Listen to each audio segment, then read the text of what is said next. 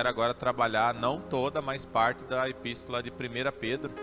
E eu acredito, não sei, que nós vamos seguir nessa toada aí por um bom tempo, porque existem mensagens com conteúdos específicos e tem a própria Bíblia em si que nos fala muita coisa. Então, essa metodologia de ensino, além dela ser mais aprofundada, porque ela ensina num contexto, e além de nos ensinar a Bíblia num contexto, nos ensina como ler e aprender sobre a Bíblia, entendendo palavra a palavra, versículo a versículo, vírgula por vírgula, contexto do tempo, o histórico, quem escreveu, para quem escreveu, né, a época em que isso foi escrito. Isso tudo é muito importante se compreender para que se tenha uma compreensão perfeita da palavra de Deus. E eu creio que essa é a vontade de Deus, né, que a gente chegue ao pleno conhecimento da verdade.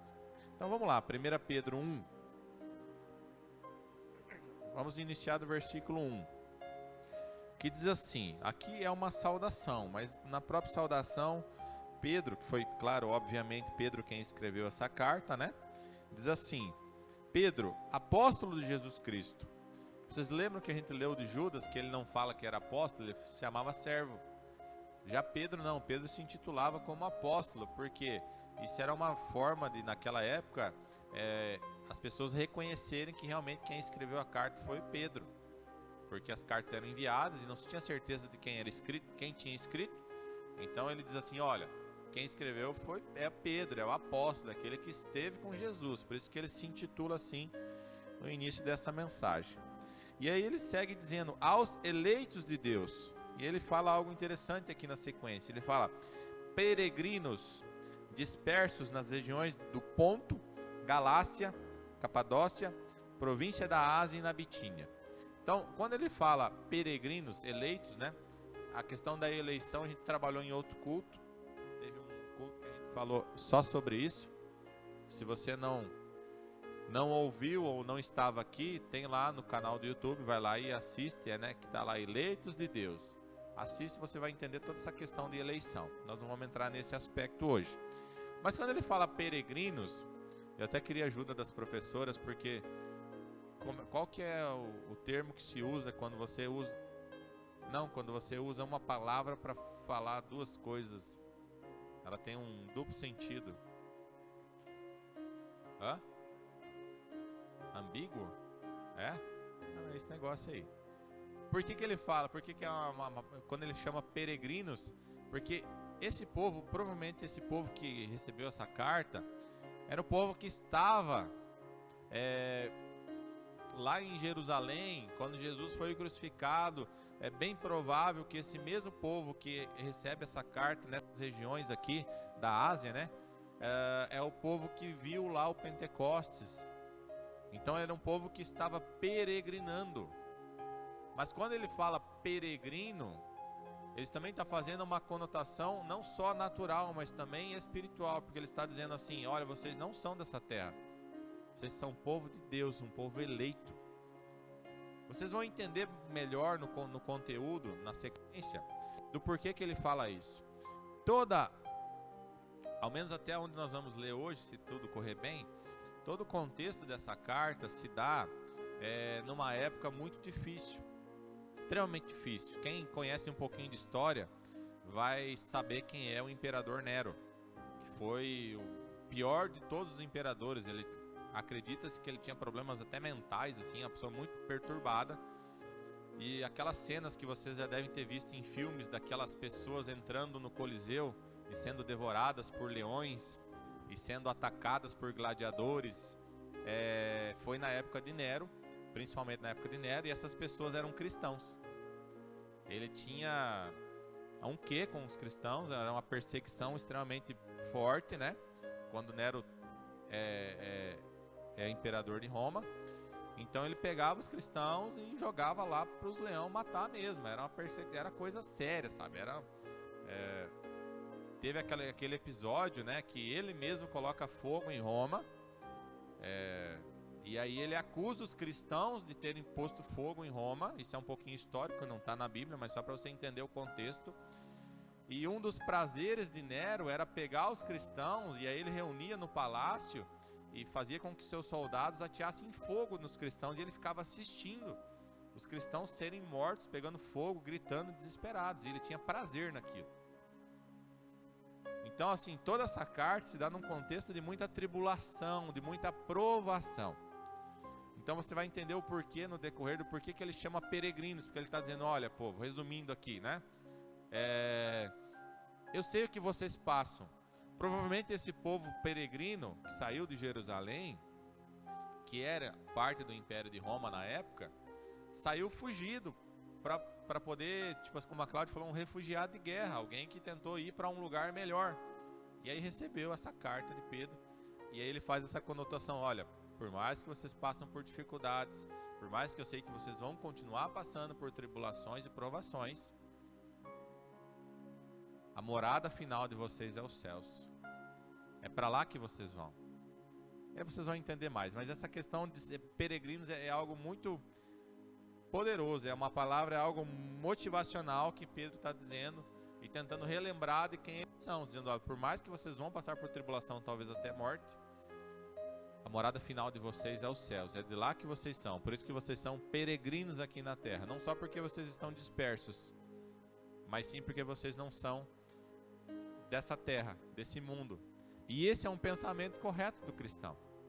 A gente tem uma passagem aqui, tem uma outra ministração que a gente teve no ano passado, que fala terra, mundo e reino. São 3 situações distintas, também está lá no YouTube, você pode assistir para entender melhor tudo isso, né, da questão do mundo, né, como Jesus venceu o mundo, tal. Não vou entrar também nesse aspecto. Mas essa é a mentalidade correta do cristão. É um tempo de vida aqui na terra, mas com a mentalidade de quem vai morar no céu. E a gente vai seguir aqui, porque senão eu vou me enrolar muito nesse contexto.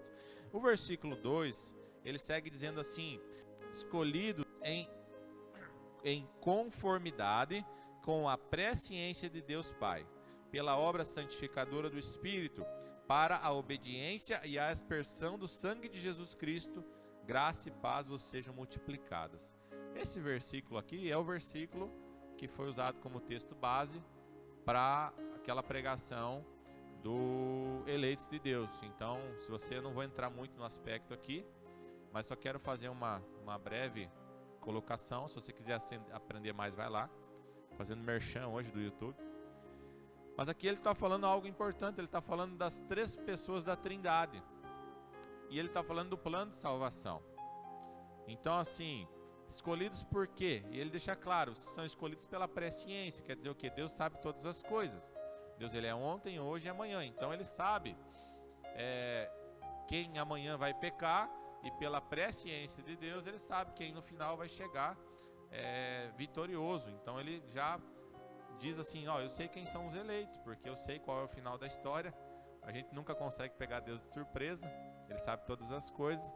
E aí ele fala, Deus sabe todas as coisas. E aí vem a ação do Espírito Santo, que essa é um dos pontos chaves aqui. A ação do Espírito Santo em nos convencer do pecado, nos convencer do juízo, como diz a palavra, e nos levar a Jesus Cristo. E aí Jesus Cristo conclui a obra e nos deixa um exemplo, para que a gente vá e siga o exemplo de Jesus com o auxílio do Espírito Santo. É isso que ele fala no versículo 2, tá? De uma forma bem resumida, resumia toda uma pregação aqui. Versículo 3. E aqui ele começa dando conselhos. Bendito seja o Deus e Pai de nosso Senhor Jesus Cristo. Então eles sempre começavam glorificando, seguindo a recomendação lá de Jesus de como orar. Então a oração do Pai Nosso era sempre: Pai Nosso que estás no céu, santificado seja o vosso nome. Sempre dando glórias a Deus. E aí a sequência: porque de acordo com a sua extraordinária misericórdia, nos regenerou para uma viva esperança, por intermédio da ressurreição de Jesus Cristo dentre os mortos. Ele está dizendo aqui o seguinte, ele está falando assim, gente, a fé em Jesus é algo muito sério. Exemplo, a gente cantou canções maravilhosas, né? Creio que o Donis foi inspirado por Deus para escolher essas canções, e ali, por exemplo, a gente cantou o teu amor é melhor que a própria vida, né? O amor de Jesus é melhor que a minha própria vida, né? Esse é um exemplo. Mas na prática, funciona assim?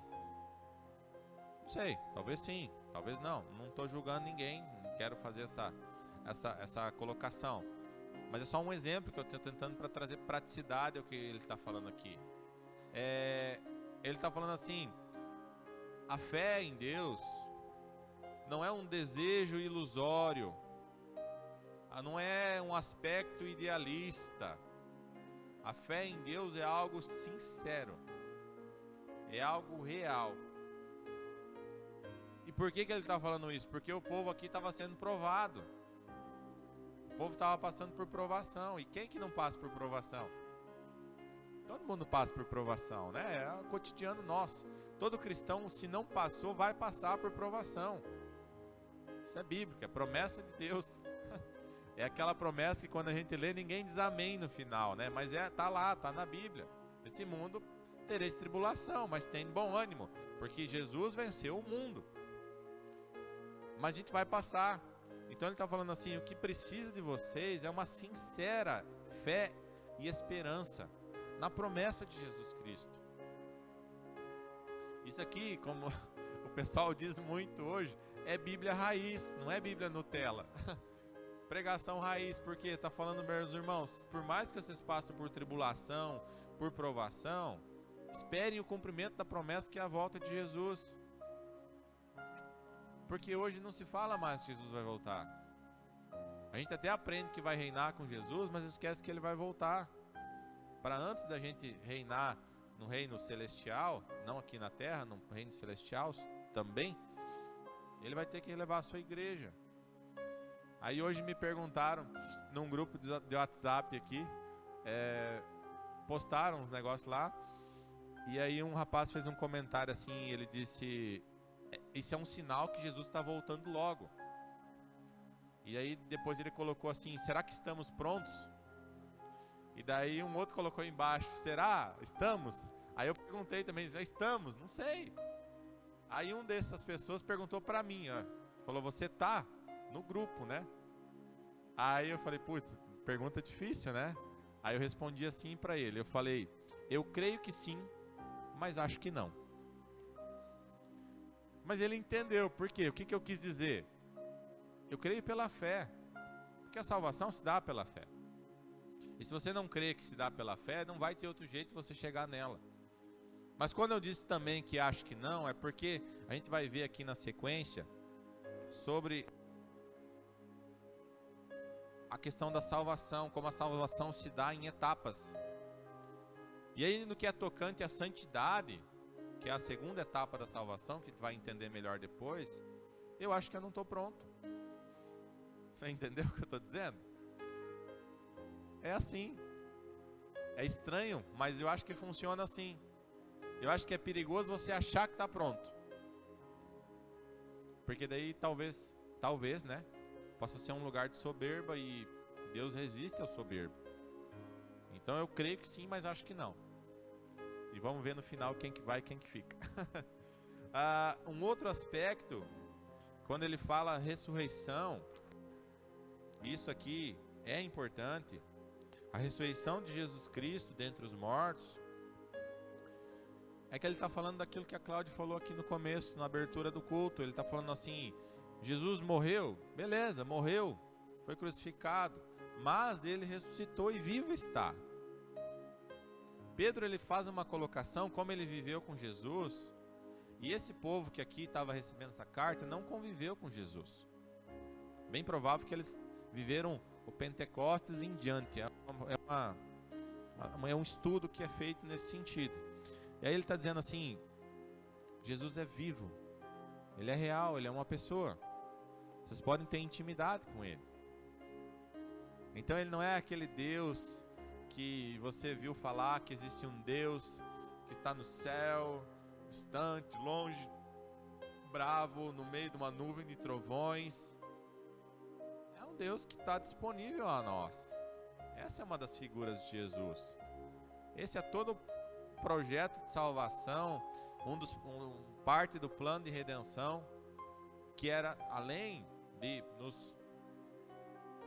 purificar de todo pecado, pagar o preço de nossos pecados, é nos dar um livre acesso de novo a Deus, por intermédio de Jesus Cristo.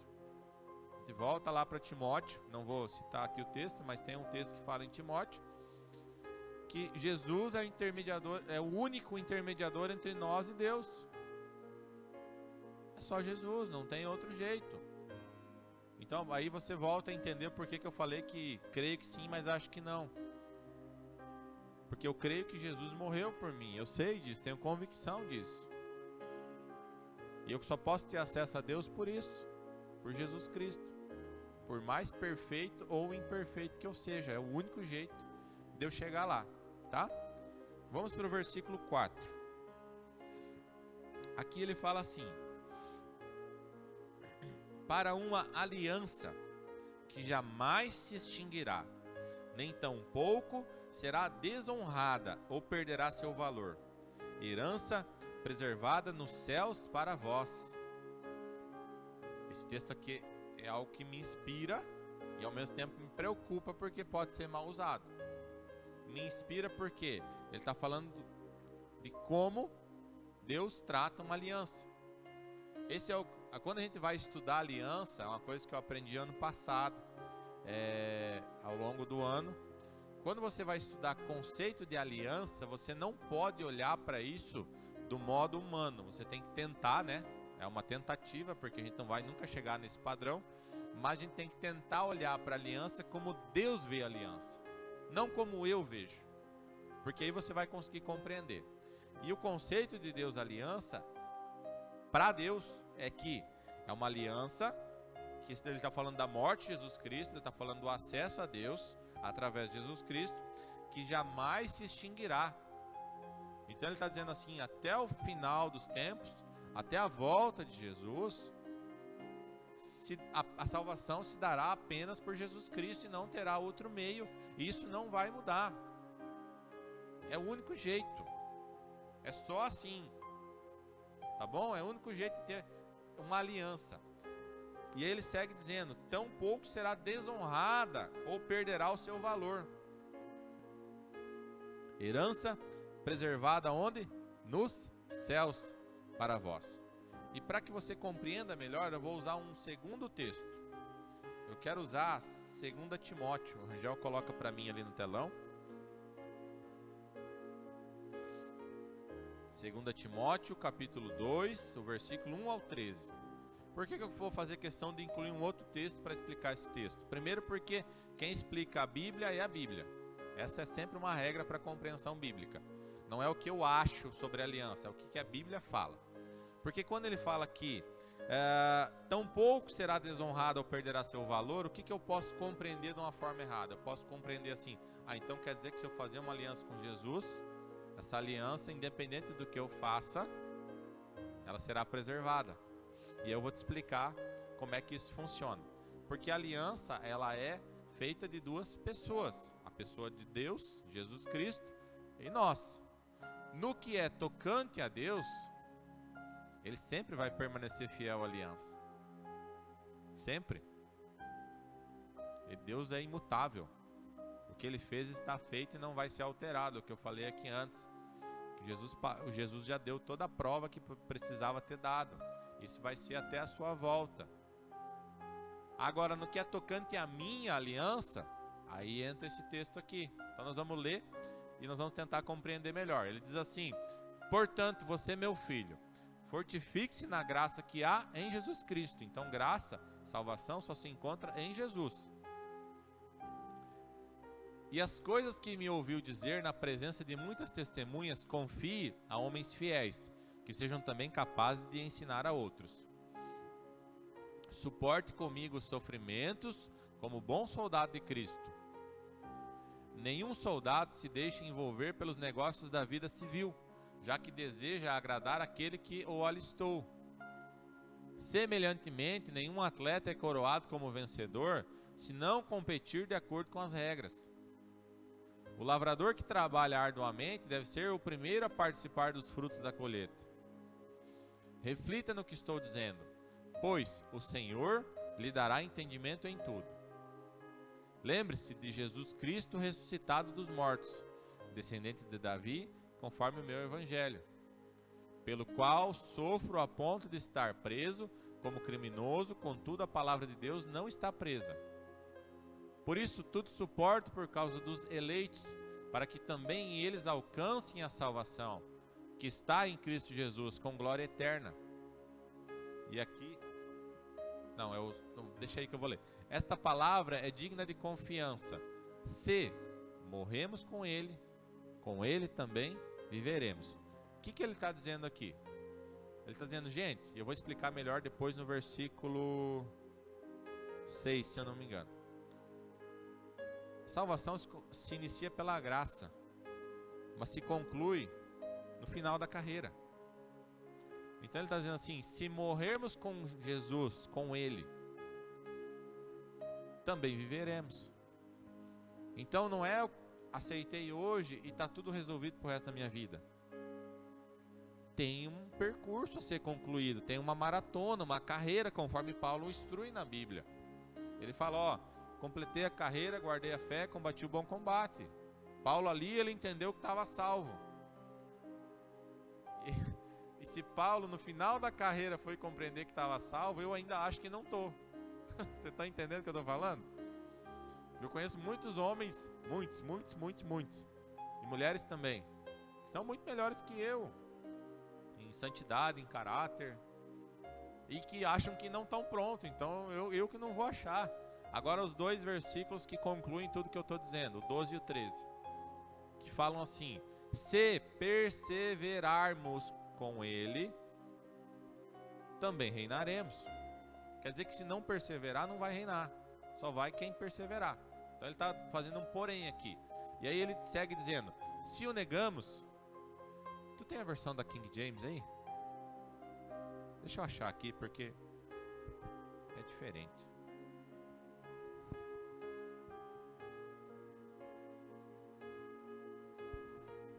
Aqui. Rapaz, abri em cima, ó. Isso é de Deus. 2 Timóteo 2, aqui, 12. Se perseverarmos com ele, letra maiúscula, Jesus, está falando de relacionamento, continuidade, diário, igualmente reinaremos. Se o negarmos, ele também nos negará. Então ele está falando assim, se você for até o final, beleza.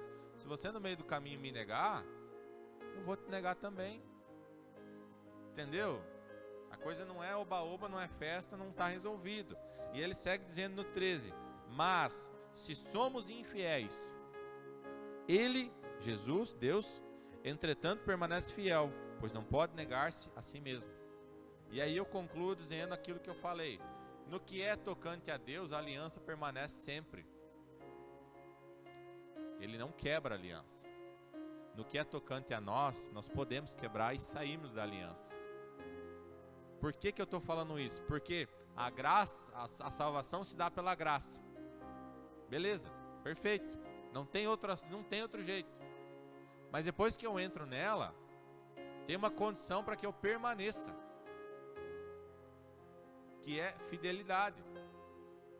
Casamento, como é que funciona casamento? Vai lá, o noivo, a noiva, prometem o quê? Fidelidade um para com o outro até o final da vida. E aí se um adultera, o que acontece normalmente? Divórcio. Mas quem pecou? O adúltero. É quem sai da aliança. Quem permaneceu fiel, assim continua fiel. E segundo o que a palavra ensina, deve permanecer sozinho, porque ele está em aliança. Quem quebrou a aliança não está mais.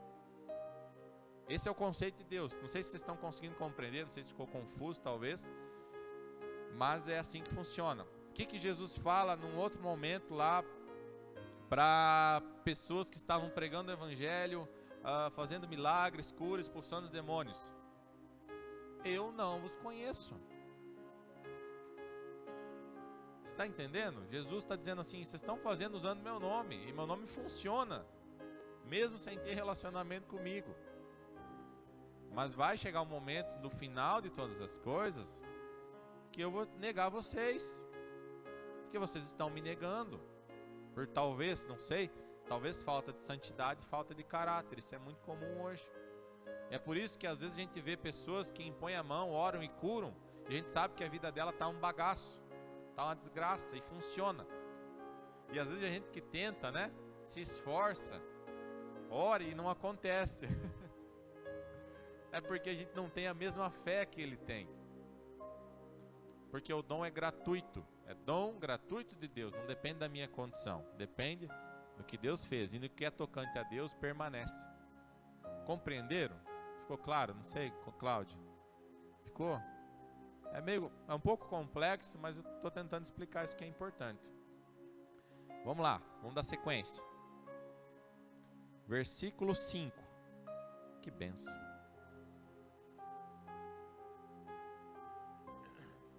Ele segue dizendo. Ele estava falando de aliança. E aí ele segue dizendo para esse povo eleito assim: vós que sois protegidos pelo poder de Deus, por meio da fé, até a chegada da salvação, prestes a ser plenamente revelado no final dos tempos. Olha que interessante. Eu vou ler de novo, presta atenção no que ele está dizendo. Vós que sois protegidos pelo poder de Deus, por meio do que? Da fé, até o que? A chegada da salvação, prestes a ser plenamente revelado no final dos tempos. E aqui eu quero tentar explicar para você. Primeiro, existe sim uma intervenção de Deus para com aqueles que tentam permanecer fiéis.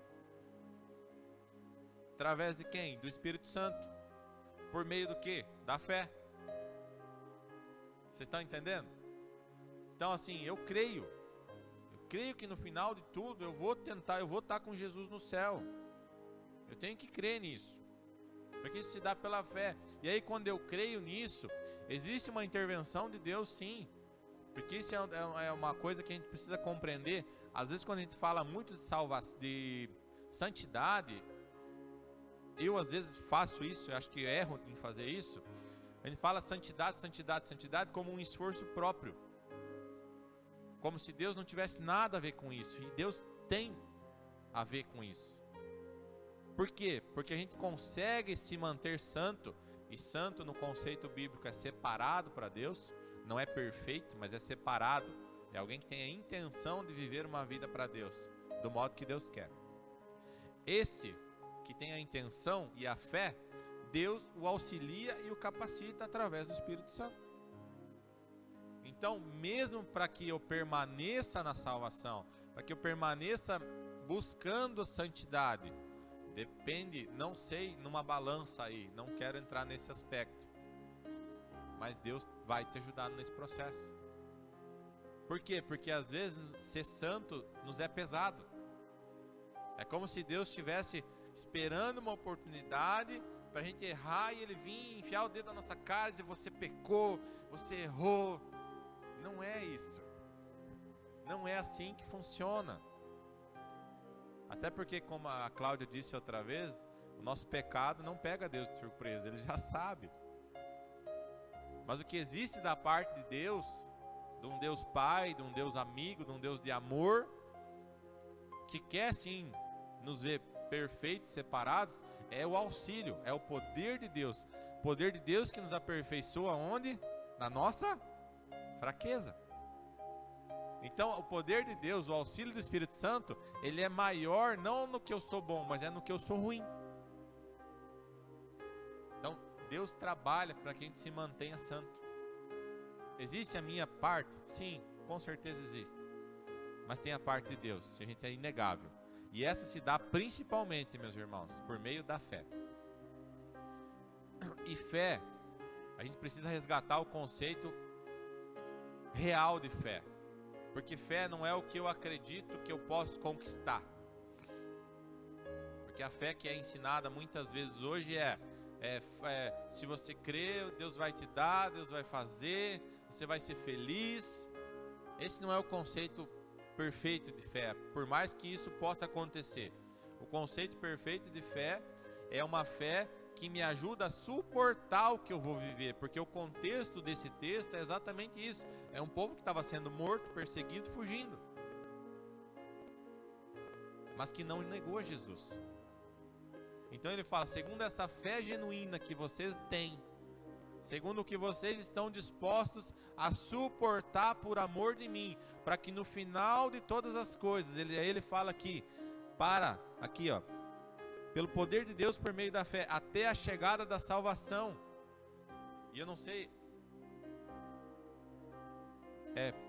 por isso que eu queria da King James. A King James ela traz alguns detalhes mais importantes, porque aqui na minha salvação está escrito com letra maiúscula. É uma pessoa, ele está falando até a chegada da volta de Jesus Cristo. Que aí você vai entender por que é Jesus Cristo. Prestes a ser plenamente revelada no final dos tempos. Ele está dizendo exatamente isso. Aquilo que eu falei, os processos da salvação, as etapas da salvação. Então, no final, quando Jesus voltar, acontecerá a última etapa da salvação. Mas eu quero começar pela primeira, não pela última. Então, qual que é a primeira etapa? Quais são os 3 aspectos da salvação? Meu irmão, isso aqui a gente aprendeu lá em Várzea Grande. O Dudu estava lá conosco, o Angel estava lá, o Mike estava lá também. Esse livro aqui, eu trouxe até para mostrar para você, para te estimular a ler esse livro, porque isso aqui é extremamente importante. Chama O Impacto da Santidade. Ele é um livro, não sei quantas páginas ainda, porque eu não li, nem abri o meu, estou lendo Maturidade. Quantos? 300 páginas, né? O Luciano Subirá, ele usa mais ou menos de 3 horas e meia a 4 horas de ministração em cima desse livro, Bíblia em cima de Bíblia. Tá gratuito ainda? Vou fazer a propaganda aqui para ele. Então, procura o livro na orvalho.com, leia esse livro aqui, ele explica de uma forma muito mais aprofundada do que eu vou fazer os aspectos da salvação. Existe um curso, como o Gabriel me lembrou, que está disponível no site da orvalho.com, que é o Impacto da Santidade. Ele disponibilizou, se eu não me engano, a pregação, eu acho que né?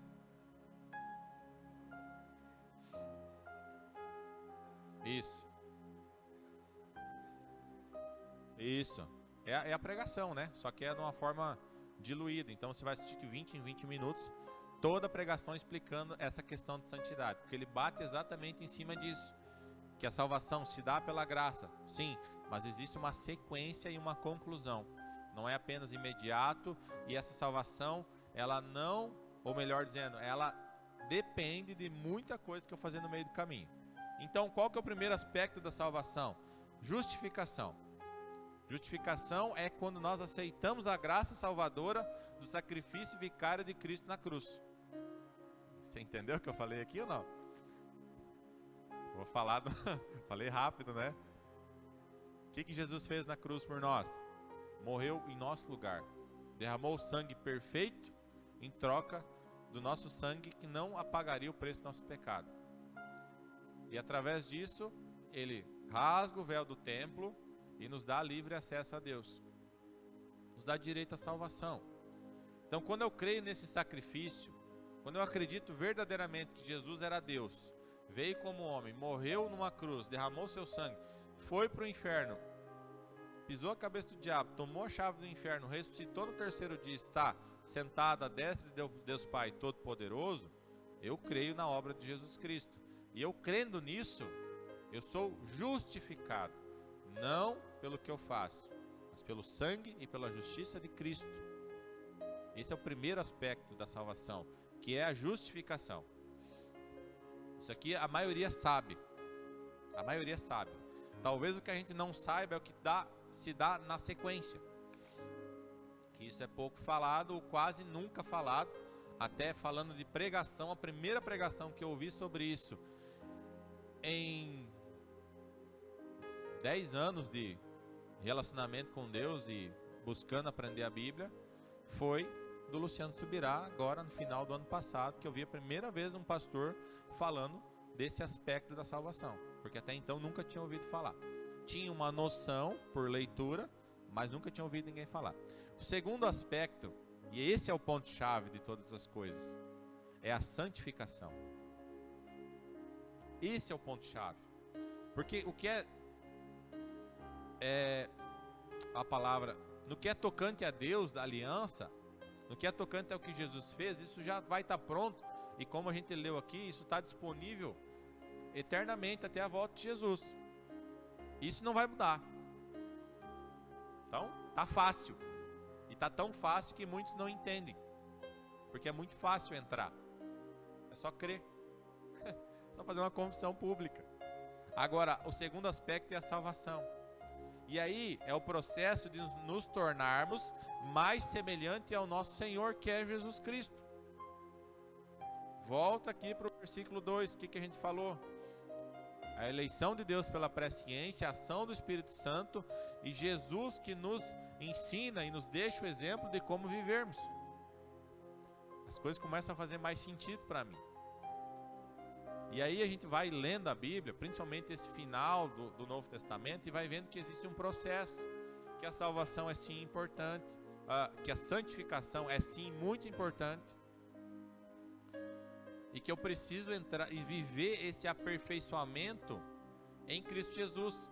Voltando aqui também, para que você não caia no extremo de achar que você vai resolver todas as coisas, nós dependemos do auxílio de Deus, do auxílio do Espírito Santo, até para nos mantermos santos. Eu vou falar uma heresia aqui, tá? Você entenda como heresia. Que você não, talvez, eu creio que, eu não lembro de cabeça que você vai encontrar isso na Bíblia. Eu acredito que Deus nos impulsiona a pecar muitas vezes para nos mostrar que nós ainda dependemos dele. É uma heresia minha.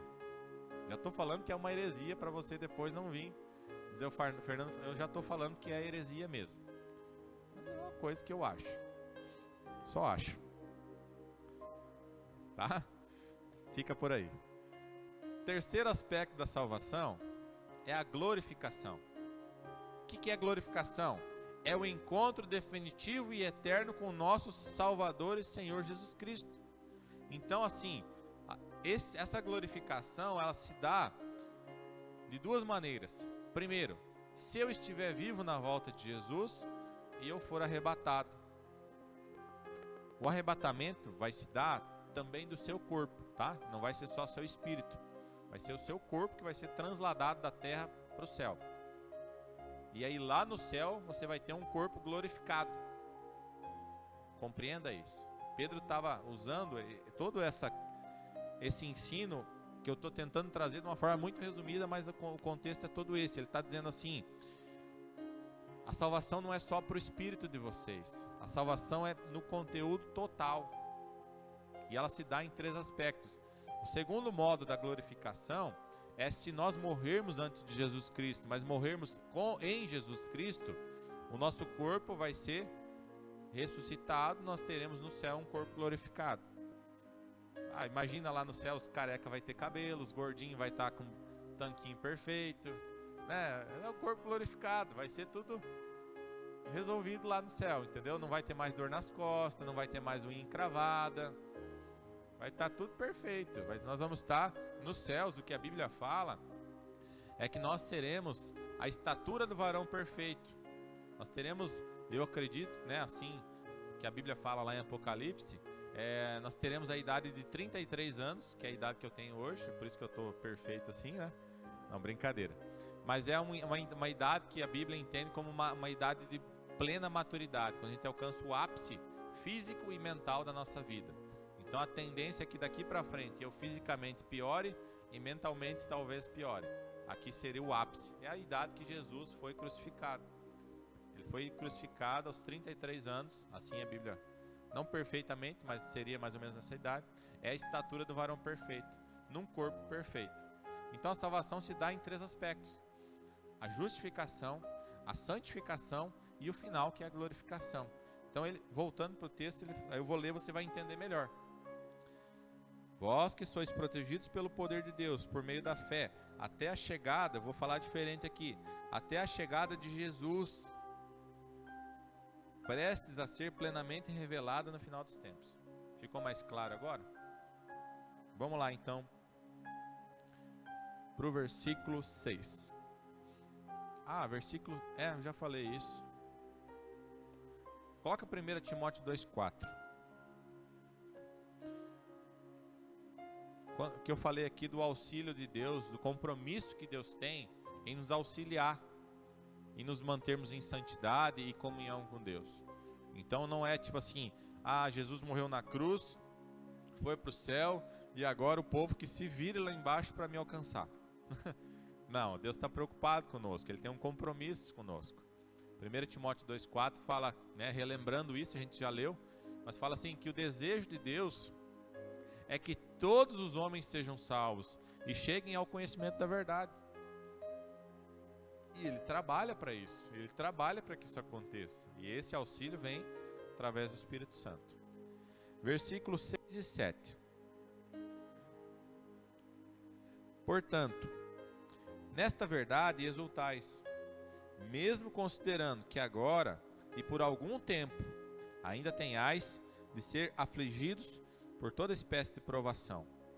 Assim acontecerá, para que a sinceridade da vossa fé seja testada, muito mais preciosa que o ouro, que se corrompe, ainda que refinado pelo fogo, resultando em louvor, glória e honra, quando Jesus Cristo for revelado.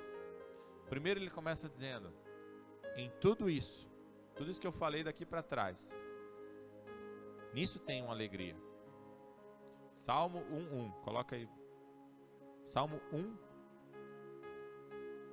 versículo, não lembro se é 1 ou 2. 2, por favor.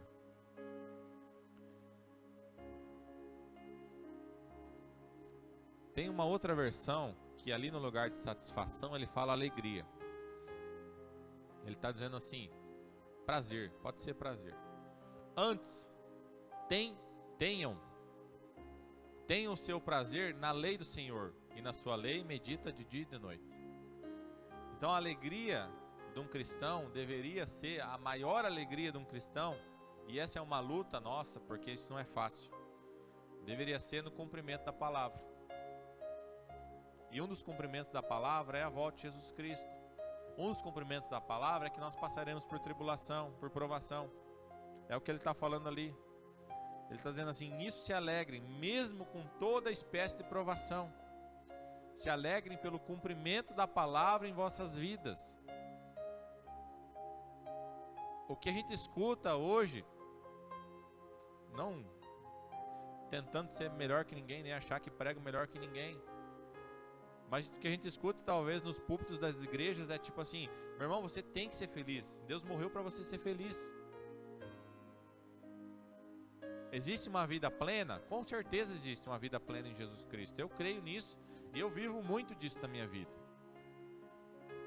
Sabe, vivo, mas mesmo não me faltando nada, tendo recurso, tendo saúde, tendo uma esposa, tendo filho, tendo trabalho, tendo igreja, sendo pastor, muita coisa que muitas pessoas talvez almejam. Eu passo por provação, eu passo por lutas internas, externas. Deus às vezes pega a gente, põe na prensa, dá, vai moendo, vai passar. Para quê? Para um aperfeiçoamento, para que gere perseverança. Tem um outro texto lá de Tiago que fala isso, né? Não lembro aqui perfeitamente, mas ele fala isso. Então vai passar por isso.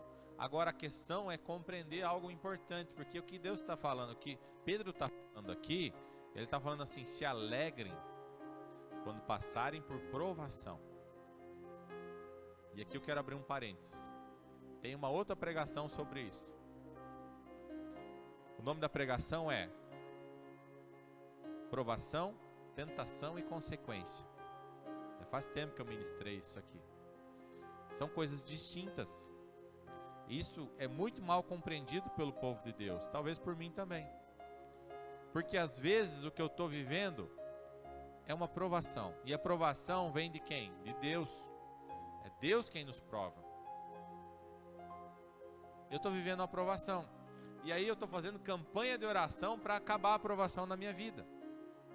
E aí eu te pergunto, vai funcionar? Não. Não vai funcionar, porque como é que eu vou orar para impedir o agir de Deus na minha vida? Porque eu estou achando na minha cabeça que é o diabo que está me tentando, quando é o próprio Deus que está me provando. Agora tem situações que eu estou vivendo nada mais, nada menos do que consequência do meu pecado. Falhei, pequei, não me arrependi, não reconheci que errei, a consequência vem. Mesmo que eu reconheça, ela vai vir, tá? Essa não vai alterar. Existe o perdão, mas a consequência é o tempo que vai resolver. Ela vai vir. E aí, sabe o que eu estou fazendo? Eu estou lutando com o diabo, estou fazendo jejum contra o diabo, porque eu acho que eu estou vivendo tentação. Vai resolver fazer jejum quanto à consequência do meu pecado? Não vai. Você está entendendo? Então, a provação, eu vou resumir isso. A provação vem de Deus. Para quê? Para o aperfeiçoamento. Crescer em fé, amadurecer, nos levar à estatura do varão perfeito. Entendeu? A tentação vem do diabo. Que a Bíblia fala que a Deus ninguém tenta. Deus não tenta ninguém. Então, se você está lutando com o pecado, você está interessado em coisas que não deveria estar, não é Deus que está fazendo isso contigo, é a tua própria concupiscência que está te levando a isso. Então, o que a Bíblia fala? Foge, vaza na braquiária, se afasta disso. E existe a consequência daquilo que eu plantei. A Bíblia fala também que tudo aquilo que o homem semear, ele vai colher. Se eu plantar coisa má fruto, vou colher fruto ruim. Se eu plantar bom fruto, vou colher fruto bom. Então a gente precisa entender e discernir o que a gente está vivendo, para entender o que Deus está fazendo, para entender se é provação, se é tentação ou se é consequência. Isso tudo Deus permite que aconteça, a provação, agora falando da provação, para testar a nossa fé. Para testar a nossa fé. Aí você fala assim, mas Deus é mau, né? Para que Deus quer isso? Porque Deus tem muito mais para nós. O que Deus planejou para mim e para você é muito maior do que nós vivemos hoje. É algo que para nós hoje, se Deus mostrasse a nossa vida em fé, daqui 10 anos nós íamos dizer assim, não sou eu, não é possível que sou eu. Eu não tenho capacidade para isso. E eu vou dizer, não tem mesmo. Mas existe o processo de Deus, o amadurecimento, que tem até a pregação da maturidade lá também. Vai lá e escuta também. Que vai nos aperfeiçoando para que a gente esteja apto a viver aquilo que Deus sonhou para nós. Isso é maravilhoso. Então a provação, por mais que ela tenha um momento ruim, é isso que Pedro está dizendo assim, mesmo considerando que é agora e por algum tempo, ele está falando, vocês estão vivendo agora e provavelmente vai durar mais um tempinho aí, não vai parar por aí. Tenhais que ser afligidos por toda espécie de provação, assim acontecerá que a sinceridade da vossa fé, e a fé era para quê? Para conquistar ou para suportar? Nesse contexto, para suportar a situação. E não para ganhar carro, para comprar casa, para comprar fazenda. Era para que eles suportassem o que eles estavam vivendo. A vossa fé é atestada muito mais preciosa que o ouro. E daí ele fala assim, além de ser mais preciosa que ouro, é mais preciosa que o ouro refinado. Qual que é a diferença? A gente escuta assim, né? Tem ouro 16 quilates, 18 quilates, 20 quilates. Todo mundo já ouviu falar isso. Sabe qual que é a diferença do 16 para o de 20? Tempo de fogo. Quanto mais fogo, mais purifica. É isso que a fé faz com nós. Uma fé em Jesus Cristo. E aí no final, ele está falando agora no final, meus irmãos, lá no fim da carreira, né? Depois que você passar e for aprovado, aí sim, isso vai resultar em louvor, glória e honra quando Jesus Cristo for revelado plenamente. Então assim, voltando lá no versículo 1, todo o contexto é para que eu entenda que o que eu vivo aqui na terra é para preparar uma morada nos céus. Tem uma frase que eu separei aqui, deixa eu achar.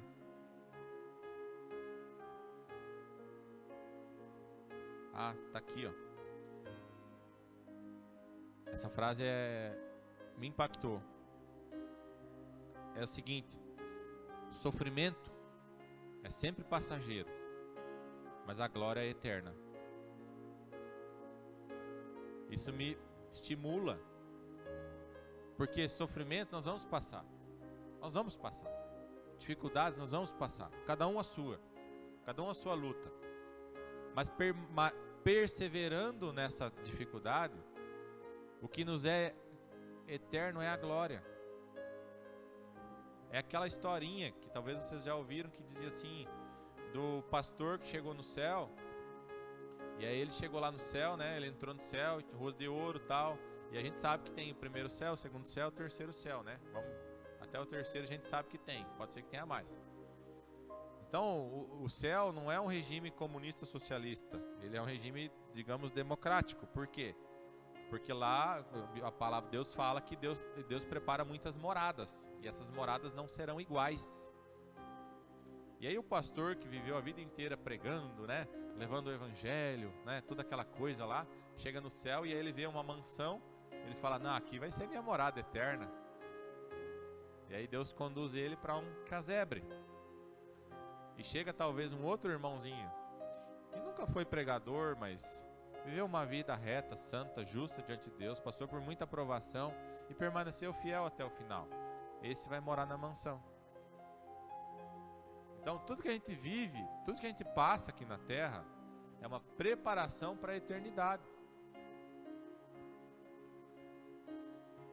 Sabe, é algo que eu mesmo ensinei muito pouco até hoje. A gente fala de ter uma vida boa e é importante e faz parte. Mas tudo se resume na eternidade.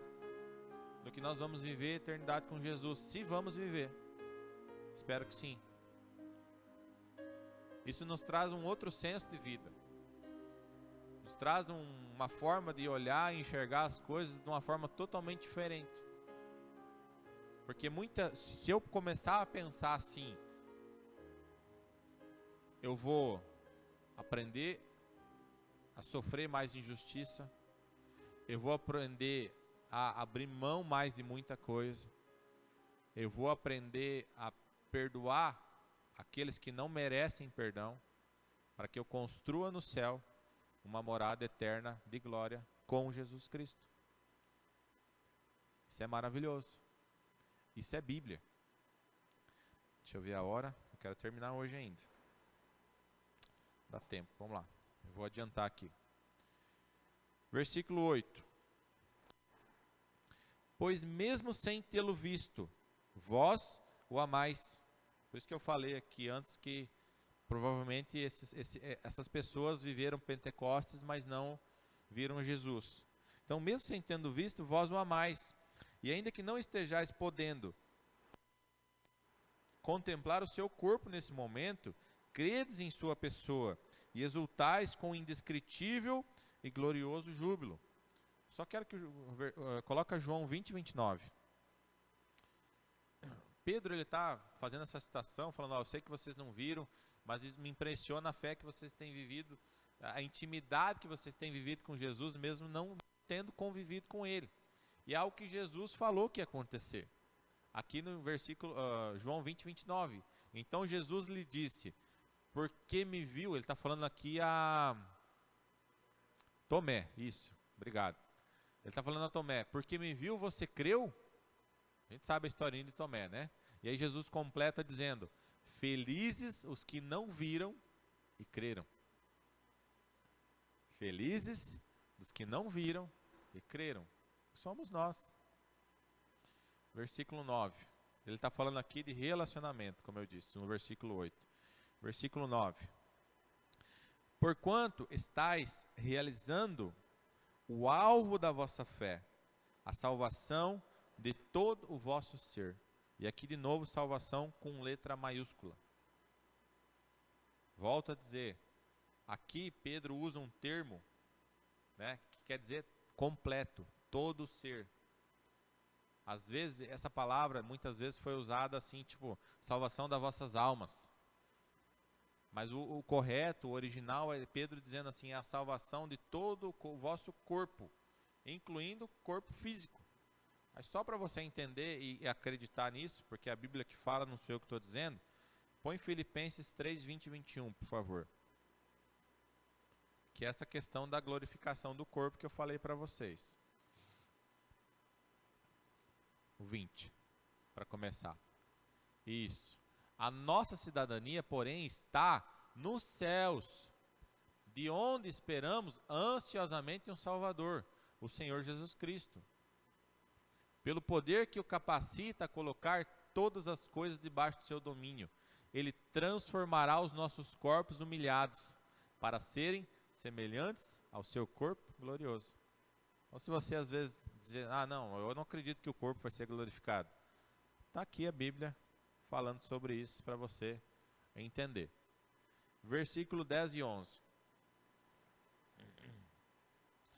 Foi exatamente a respeito dessa salvação, de novo com letra maiúscula, falando da pessoa de Jesus, porque ele está tentando trazer esse conceito de salvação num processo e não no imediatismo. Por isso que ele está fazendo referência à salvação como se fosse Jesus, uma letra maiúscula, porque ele está dizendo assim, vai acabar, não está tudo resolvido, vai acabar lá na frente, tenham fé, tenham perseverança. Acredito que Pedro usou essa palavra nesse contexto por esse motivo. Então ele fala, foi exatamente a respeito dessa salvação que os profetas indagaram e examinaram, os quais profetizaram acerca da graça a vós outros destinada. Versículo 11. Buscando conhecer o tempo e as circunstâncias mais oportunas indicadas pelo Espírito de Cristo, que neles estava ao comunicar-lhes de antemão os sofrimentos de Cristo, que Cristo haveria de passar, e as glórias que se seguiriam aquelas aflições. De novo, está falando de Jesus. De novo ele está falando da obra do Espírito Santo. E aqui ele fala do Espírito de Cristo. É o Espírito Santo, é a mesma coisa. Mas ele está dando uma ênfase em Jesus. Ele está falando, olha, o Espírito de Cristo que estimulou os profetas a pregarem sobre mim, sobre Jesus, é o mesmo Espírito que habita em vocês hoje. Isso dentro do contexto de Israel é algo grandiosíssimo. Por quê? Porque os profetas eram homens assim, não idolatrados, né? Porque esse seria o termo incorreto, mas pessoas, por exemplo, se falar de Davi para um judeu, é a mesma coisa que falar de Jesus para nós. Tamanha reverência que eles têm de Davi, Daniel, Abraão, Moisés, os profetas, homens de Deus, que nada mais, nada menos fizeram que anunciar essa graça que nos estaria outorgada hoje. E daí ele conclui dizendo, esse mesmo Espírito que estava nesses homens, influenciando eles a pregar sobre Jesus, sobre a graça vindoura, é o mesmo Espírito que habita em vós hoje. Uau! Que fé! Que fé! Me estimula isso. Então, o que capacitou Daniel, o que capacitou Davi, o que capacitou Isaías, Jeremias, Oséias, Abacuque, todos esses profetas, João Batista, é o mesmo que me estimula hoje. É a mesma força, a força capacitadora do Espírito Santo. Isso me leva a ter fé, e fé para suportar o que eles estavam vivendo, porque ele está falando aqui que esse Espírito veio comunicar a Jesus antemente os sofrimentos que ele viveria, mas também veio avisar da glória que se seguiria. Ele está dizendo assim, num outro contexto, numa outra forma, ele está dizendo assim, vocês estão vivendo exatamente o que Jesus viveu. Entendeu? Porque a gente cai às vezes no extremo, quando a gente está vivendo um problema na nossa vida, isso é comum com todo mundo, com todo ser humano. a gente mergulha em si mesmo. Normalmente a gente faz assim, a gente mergulha, dá um mergulho em nós mesmos. E aí a única coisa que eu passo é para mim, é para o meu problema, é para a minha dificuldade, é como se Jesus não estivesse se importando com isso, como se Jesus não fosse fazer nada por mim. E aí Pedro está dizendo para o povo, tudo que vocês passaram, Jesus já passou.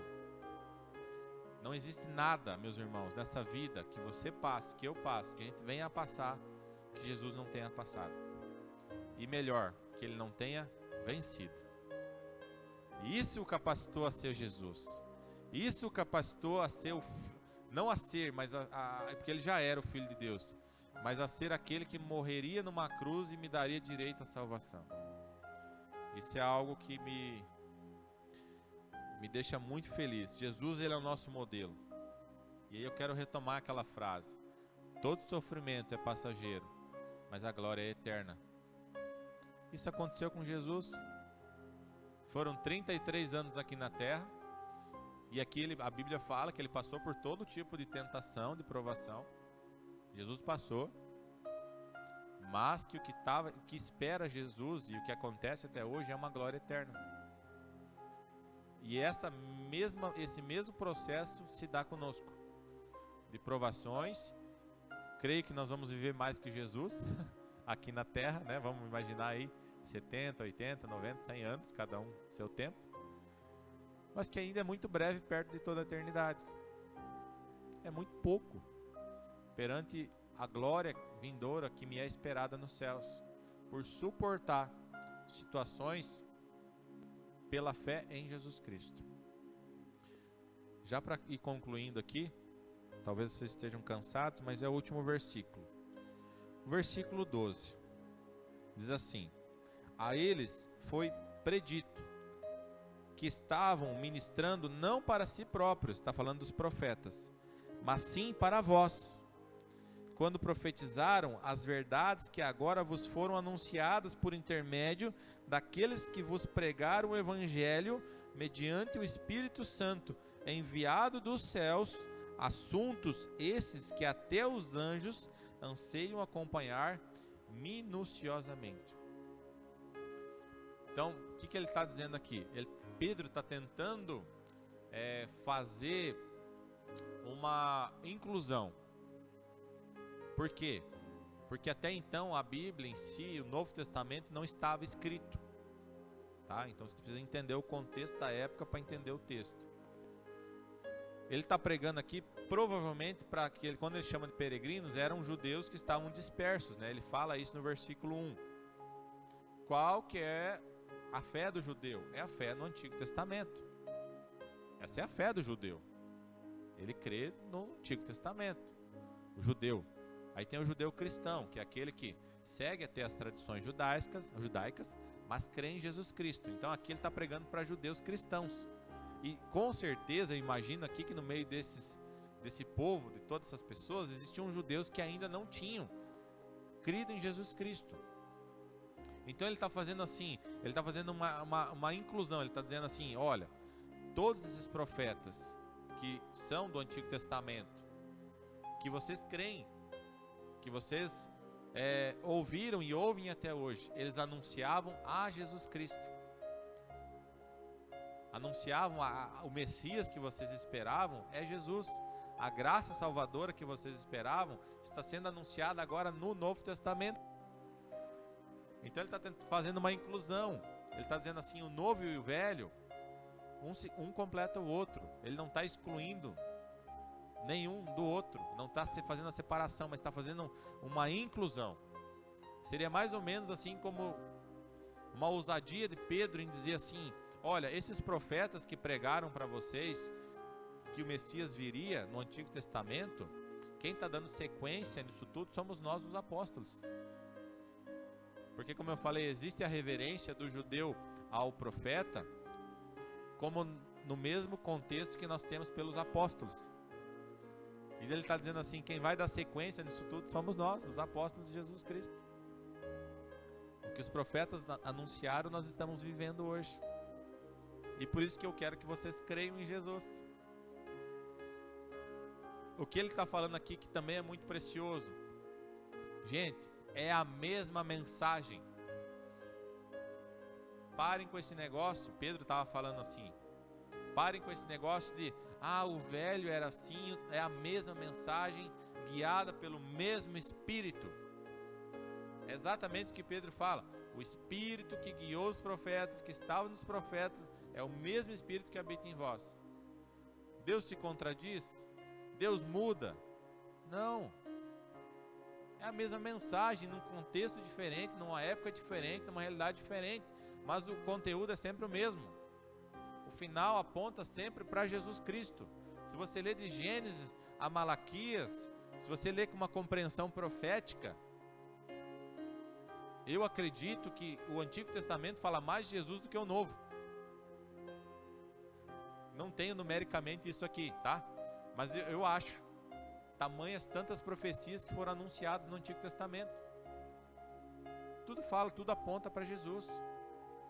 Então, o Antigo Testamento é a promessa. O Novo Testamento é o cumprimento. É uma sequência. Não é tipo um para lá, outro para cá. É uma sequência. E ele conclui dizendo aqui do grande anseio dos anjos, expectativa na nossa perseverança de fé em Jesus Cristo.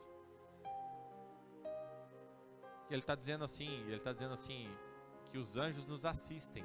Eles estão aqui, estão ao nosso redor todos os dias. E ele está dizendo assim, eles torcem por nós. Existe uma torcida dos anjos esperando a volta de Jesus para que a gente alcance a plena salvação. É isso, ele só conclui falando isso. Ele só fazendo uma menção ao mundo espiritual mais uma vez. Vou pedir para que você fique de pé para mim concluir aqui. Enquanto você fica de pé, Angel coloca Mateus 21:44. Porque ao terminar até aqui, até o versículo 12 do capítulo 1, eu compreendi uma coisa. E eu acho que isso é para mim. Principalmente para mim. Pelo que eu vivo hoje. Dentro de todo esse contexto. Eu me lembrei desse texto aqui. Quando Jesus fala para aqueles que o seguiam. Ele diz assim: aquele que cair sobre esta pedra, que é Jesus Cristo, será despedaçado. E aquele sobre quem ela cair, será reduzido a pó. O que Jesus está dizendo aqui? Ele está dizendo, nós temos duas opções. Ou a gente se quebranta diante das provações, diante da provação que Deus nos dá, e se joga contra essa pedra, e essa pedra vai nos quebrar. Ela vai nos quebrar. Porque nós somos eleitos, nós somos escolhidos, nós somos povo eleito de Deus. O que eu falei aqui antes, o que é tocante à salvação, no que é tocante à aliança, Deus não vai desistir de você. Deus não vai desistir de mim. Ele vai fazer tudo que for necessário para me manter junto de Jesus, para me levar até o final da minha vida, uma vida com Cristo. Esse é o plano de Deus. Então é melhor que quando as provações vierem, quando a dificuldade vier, a gente se jogue em Jesus, mesmo que a gente fique quebrado, porque senão é Jesus que se joga sobre você. Só que aí você é reduzido a pó. Então, de todo jeito, meu irmão, Jesus não vai desistir de nós. De todo jeito, Ele nos quer perto, Ele nos quer próximo. Independente daquilo que nós temos vivido hoje, da dificuldade que eu tenho vivido, da luta que eu tenho vivido. É aquilo que a Cláudia falou aqui no começo. Não importa o que eu passe, o que você passe, só tem um lugar de refúgio, é a presença de Jesus Cristo.